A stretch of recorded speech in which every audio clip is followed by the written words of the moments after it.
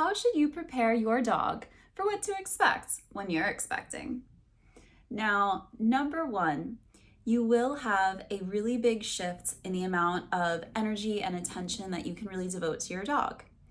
It can be very helpful before the baby's even in the home to practice by doing things like carrying around a swaddle and paying attention to things other than your dog. So quite literally, I sometimes advise get a stuffed animal, put a blanket around it, carry it around, speak to it, move a lot, and pay attention to that item as if it were the baby. During that period, encourage your dog to be in their bed or in a place that you would like them to be apart from you, and give them intermittent treats or praise for not interjecting and not jumping on you or demanding attention. That is a very important practice so that they have the ability to entertain themselves while you're showing some attention to something else.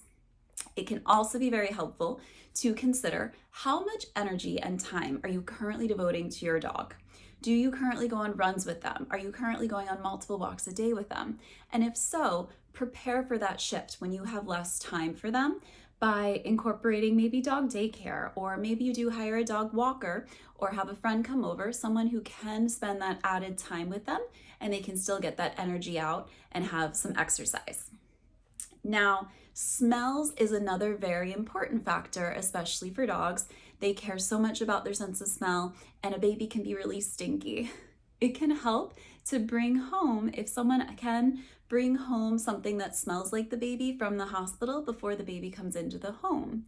Allowing the dog to smell that article of clothing and get used to it before the baby comes in can help them to start to realize, okay, there's another life that's joining the home. When you do have the baby at home, you are going to need to have additional concerns regarding dog proofing. Baby diapers and other stinky items tend to be really, really interesting to dogs. They may eat them, they may rip them apart. You want to make sure that they're in a locked or closed type of container where your dog cannot access them. This also goes for things like pacifiers. Dogs, unfortunately, love to lick or eat pacifiers and items that they may not be able to digest or pass in their poop. And I have had to take them out surgically from dogs. You don't want to be in that position. Be careful about how many you have around the house, kids' toys that might be easy or small for your dog to accidentally ingest. New noises is another biggie. Noise for dogs is difficult because they are sensitized to be often afraid of things like screaming or sudden loud noises. Preparing your dog by sometimes playing noises, whether it's on a television, on your phone, before the baby's in the home. And again, rewarding when they are calm, when they don't react. If there's a loud noise or crying, rewarding your dog for staying in their bed or, not jumping up, not engaging is very helpful, and continuing to work on that when the baby's at home can also help prevent your dog from associating that crying with a fear response of mom's gonna yell at me. Instead, mom will reward me if I'm quietly in my bed. New movements and stimuli is another one. Babies, especially as they get a bit older, are going to grab, are going to poke, are going to flail around and crawl toward the dog. And these behaviors are frightening to dogs. When dogs have a life form that is unpredictable and does not know how to read dog body language, that is tough for dogs. Dogs may growl, they may put their ears back, they may show signals that, hey, I'm anxious about this kid coming toward me or pulling on my ear.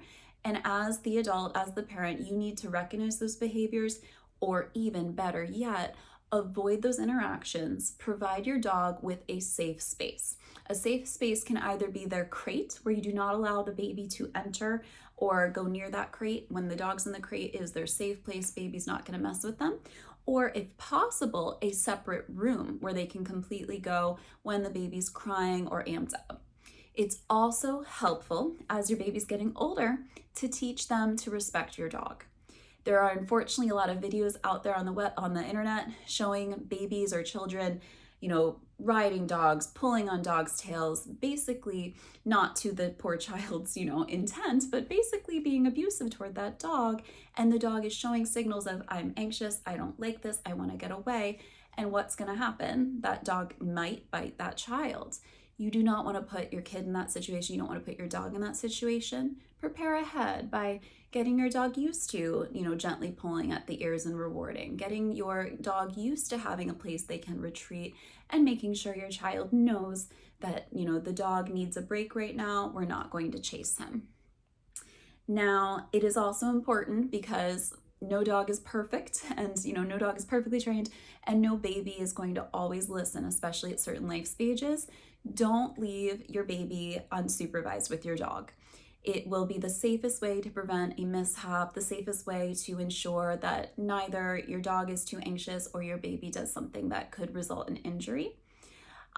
Lastly, do not forget, it takes a village. Talk to dog walkers, talk to dog trainers. See if you could even have a dog trainer come into your home before you really need them, before the baby's at home, just to help troubleshoot what potential triggers may be for your dog and ways to prevent an issue down the line.